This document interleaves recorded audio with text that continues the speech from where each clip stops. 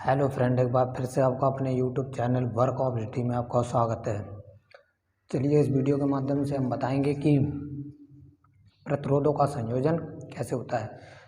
प्रतिरोधों का संयोजन मुख्यतः दो प्रकार का होता है, नंबर 1 श्रेणी क्रम और नंबर 2 समांतर क्रम। तो यहाँ पर देखते हैं प्रतिरोधों का संयोजन।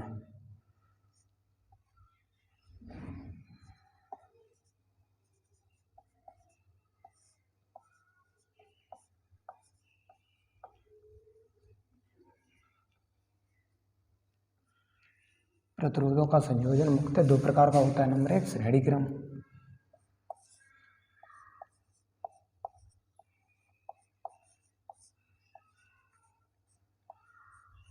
और नंबर 2 समांतर क्रम।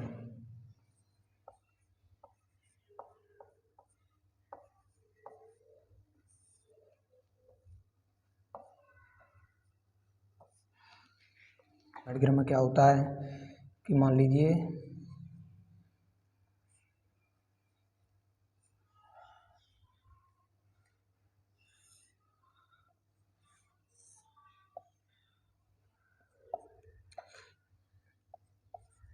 R1 प्रतिरोध, R2 प्रतिरोध और R3। R1 का विभवांतर V1, R2 का विभवांतर V2 और R3 का विभवांतर V3 है। इसमें जो धारा है वो एक समान प्रवाहित होती है I। अब इसे नाम दे देते हैं, जैसे कि इसको A, इसको B, इसको C और इसको D। अब इसकी डेफिनेशन क्या होती है कि पहले प्रतिरोध मतलब R1 है तो ये क्या है, पहला प्रतिरोध, पहले प्रतिरोध के दूसरे सिरे को और दूसरे प्रतिरोध के पहले सिरे से जोड़ देते हैं और दूसरे प्रतिरोध के पहले सिरे को तीसरे प्रतिरोध के दूसरे सिरे से जोड़ देते हैं। अब पहले प्रतिरोध के पहले सिरे को और तीसरे प्रतिरोध के दूसरे सिरे को बैटरी के सिरों से जोड़ देते हैं। जोड़ने के इस क्रम को क्या कहते हैं, श्रेणी क्रम कहते हैं। अब इसमें जो R1 में विभवांतर है वो कितना है, V1 है, R2 में विभवांतर है वो कितना है, V2 है और R3 में विभवांतर कितना है, V3 है।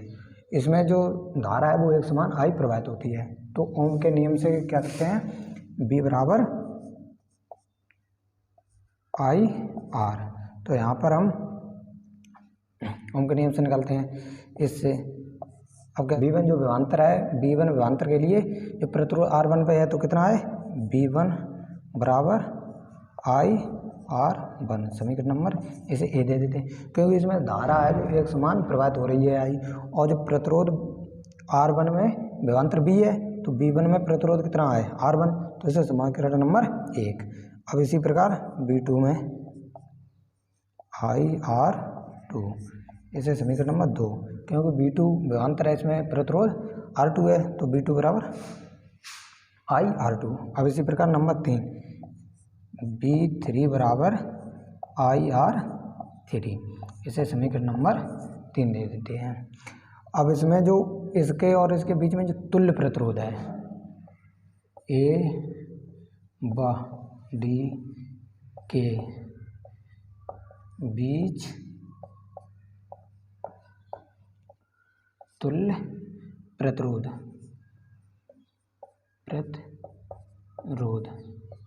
क्योंकि हमें श्रेणी क्रम में क्या ज्ञात करना है, प्रतिरोधों का संयोजन तो ज्ञात करना है।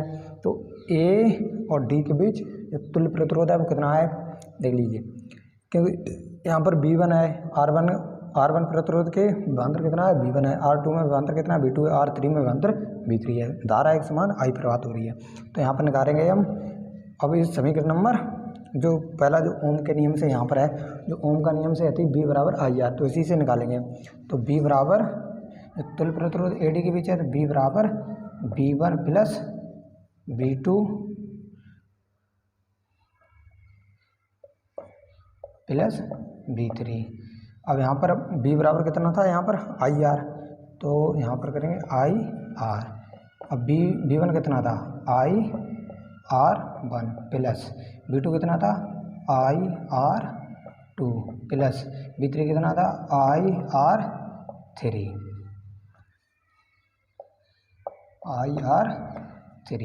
अब यहाँ पर आई इससे हम कॉमन ले लेते हैं, तो आई आर बराबर आई, और यहाँ पर R1 plus R2 plus R3। अब आई से आई यहाँ पर हम कैंसिल कर देते हैं, तो क्या बचा R बराबर R1 plus R2 plus R3।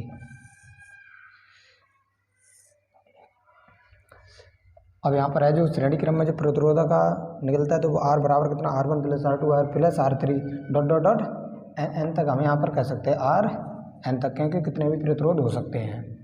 तो इस सूत्र से निकाल लेंगे Rn तक। अब इसका क्या है एक बार फिर से समझ लीजिए। जैसे कि प्रतिरोधों का संयोजन है, तो नंबर 1 श्रेणी क्रम है। श्रेणी क्रम में क्या होता है कि नंबर 1 R1 प्रतिरोध R2 और R3 श्रेणी क्रम में हमने जोड़ दिए हैं। यहाँ पर जो इसका जरा A है, B है, C है, D है। अब इसमें R1 में प्रतिरोध में कितना विभवांतर है, V1 है, R2 में कितना है, V2 है, और R3 में कितना है, V3 है। अब यहाँ पर इसमें जो धारा है जो समांतर, वो श्रेणी क्रम में जो धारा प्रवाहित होती है वो एक समान होती है, तो इसमें धारा I प्रवाहित हो रही है। R1 का पहला सिरा है, और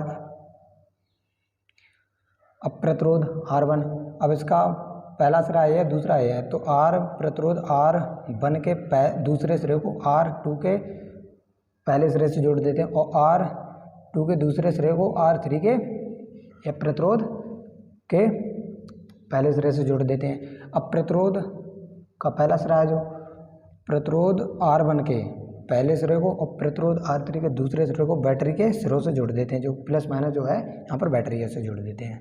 अब यहाँ पर ओम के नियम से निकालते हैं, तो B बराबर IR सूत्र निकल के आता है। तो यहाँ पर B है क्योंकि इसमें विभवांतर अलग अलग है, तो धारा एक समान है, तो B1 बराबर IR1, क्योंकि धारा एक समान है तो उसमें आई होगी सब में, लेकिन प्रतिरोध अलग अलग है, तो R1 R2 R3, विभवांतर भी अलग अलग है, B1 B2 और B3। तो यहाँ पर जो 3 समीकरण निकल लगाते हैं, A और D के बीच तुल्य प्रतिरोध, क्योंकि हमें श्रेणी क्रम में क्या ज्ञात करना है, प्रतिरोध ज्ञात करना है। तो A और D के बीच तुल्य प्रतिरोध B1 plus B2 plus B3, तो B बराबर B1 plus B2 plus B3। अब यहाँ पर इसका मान रख देते हैं जो समीकरण फर्स्ट, सेकेंड और थर्ड से। तो यहाँ पर B बराबर IR, यहाँ पर I कॉमन लेते हैं, कैंसिल करते हैं, R बराबर R1 plus R2 plus R3, 4 भी दिए हो सकते हैं, 5 भी हो, 6 भी, कुछ भी हो सकते हैं, मगर सूत्र इसी क्रम में जोड़ते चले जाएंगे और उसका हम प्रतिरोध ज्ञात कर लेंगे। अब बात करते हैं समांतर क्रम में प्रतिरोधों को जोड़ने के लिए। अब प्रतिरोधों को समांतर क्रम में जोड़ने के लिए क्या करते हैं, जैसे कि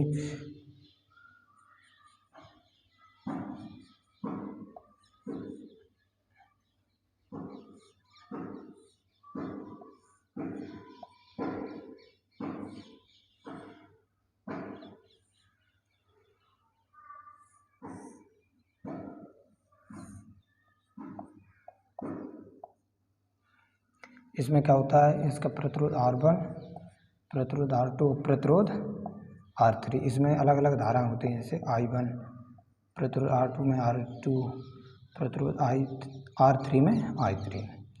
हम पर बिंदु A और यह B, इसमें जो धारा है वो I प्रवाहित हो रही है, और इसके बीच का जो कुल विभवांतर होता है वो कितना होता है, B होता है। इसके सिरों के बीच में जो विभवांतर होता है वो एक समान B रहता है, लेकिन प्रतिरोध R1 में I1 धारा प्रवाहित होती है, प्रतिरोध R2 में I2 धारा प्रवाहित होती है, और प्रतिरोध R3 में I3 धारा प्रवाहित। इसका जो विभवांतर होता है वो B एक समान होता है।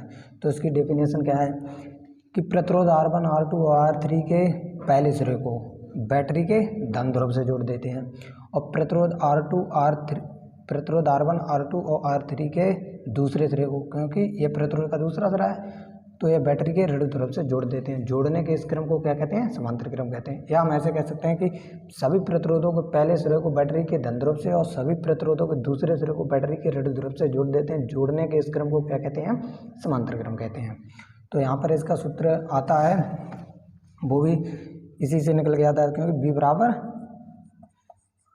IR है जो कि ओम के नियम से है। तो यहाँ पर निकलते हैं I बराबर B/R, क्योंकि उसमें सभी में क्या था, विभवांतर अलग अलग था, तो वहाँ पर हमने B1 बराबर IR1 करके निकालता था। यहाँ पर सब में क्या है, धारा I अलग है, क्योंकि इसमें B विभवांतर एक समान है, तो विभवांतर एक समान रहेगा, लेकिन R1 प्रतिरोध अलग अलग है क्योंकि R1 R2 R3 प्रतिरोध और उनमें सभी में धारा अलग अलग प्रभावित होती है, तो इससे निकालेंगे।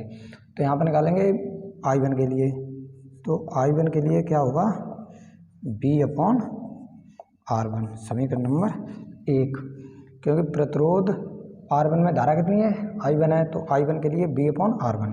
अब प्रतिरोध R2 के लिए तो I2 बराबर B/R2 समीकरण नंबर ऐसे 2 देते हैं। प्रतिरोध R3 के लिए I बराबर B/R3, इसे समीकरण नंबर 3। यहाँ पर देखते हैं प्रतिरोध I1 में कितना है, प्रतिरोध R1 में I1 धारा है, तो I1 बराबर B/R1 समीकरण नंबर 1, I2 बराबर B/R2 समीकरण नंबर 2, I बराबर R3 B/R3 इक्वल, यहाँ पर समीकरण नंबर इसे हम 3 देते हैं।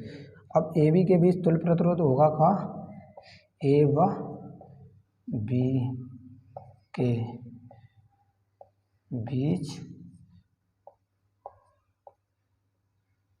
तुल्य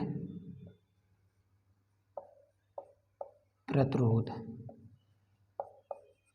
अब ए और बी के बीच तुल्य प्रतिरोध है, तो यहाँ पर हमें जो समीकरण नंबर जो हमने यहाँ पर निकाला था तो क्या था I बराबर B/R, तो इसी से निकालेंगे हम। तो यहाँ पर I प्रतिरोध R मतलब क्या है ए व बी के बीच तुल्य प्रतिरोध, तो इसमें जो धारा है वो अलग अलग है, तो I बराबर I1 plus I2 plus I3। तो यहाँ पर जो I है वो कितना था B/R1, तो यहाँ पर लिख देंगे B/R1 बराबर I1 कितना था B/R2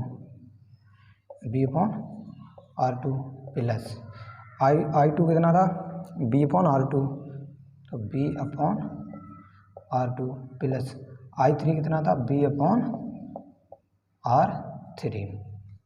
अब यहाँ पर हम ऊपर से हमें क्या कॉमन मिलता है B कॉमन मिलता है, तो यहाँ पर हम B ऊपर से कॉमन ले लेते हैं, तो B/R बराबर B/1/R1 plus 1/R2 plus 1/R3। तो यहाँ पर B से भी कैंसिल हो जाएगा, तो यहाँ पर क्या बचेगा 1/R बराबर 1/R1 plus 1/R2 plus 1/R3। जो समांतर क्रम में जो निकल के आता है सूत्र वो होता है 1/R बराबर 1/R1 plus 1/R2 plus 1/R3। तो यहाँ पर एक बार और हम समझ लेते हैं, प्रतिरोधों का संयोजन है जो समांतर क्रम में है। समांतर क्रम में जोड़ने के लिए क्या R1 R2 R3 हमने एक समांतर क्रम में प्रतिरोध ले लिए। इसमें जो धारा है वो सभी में अलग अलग प्रवाहित होती है, तो I1 I2 और I3 होती है। इसमें जो विभवांतर है वो एक समान प्रवाहित B होता है। अब A और B इसके सिरे हैं, तो सभी प्रतिरोधों के पहले सिरे को बैटरी के धन ध्रुव से और सभी प्रतिरोधों के दूसरे सिरे को बैटरी के ऋण ध्रुव से जोड़ देते हैं। जोड़ने के इस क्रम को क्या कहते हैं समांतर क्रम कहते हैं। अब ओम के नियम से B बराबर IR सूत्र होता है, तो यहाँ पर हम क्या देखते हैं कि सभी में धारा है जो अलग अलग प्रवाहित होती है। प्रतिरोध R1 में धारा I1 है, तो I1 के लिए B/R1 समीकरण नंबर 1, B और I2 के लिए B/R2 समीकरण नंबर 2, I3 के लिए B/R3 बराबर इसका जो समीकरण नंबर होगा 3। अब क्या है कि A और B के बीच तुल्य प्रतिरोध, क्योंकि हमें समांतर क्रम में क्या ज्ञात करना है प्रतिरोध ज्ञात करना है, तो A और B के बीच क्या करते हैं तुल्य प्रतिरोध ज्ञात करते हैं। अब यहाँ पर क्या करते हैं I बराबर I1 plus I2 plus I3, क्योंकि इसके बीच में जो सभी का प्रतिरोध है वो हमें ज्ञात करना है, तो इसमें धारा अलग अलग है, तो I बराबर I1 plus I2 plus I3। अब यहाँ पर हम जो I का जो मान था यहाँ पर था B/R, I1 का मान कितना था B/R1 सॉरी यहाँ पर R1 होगा,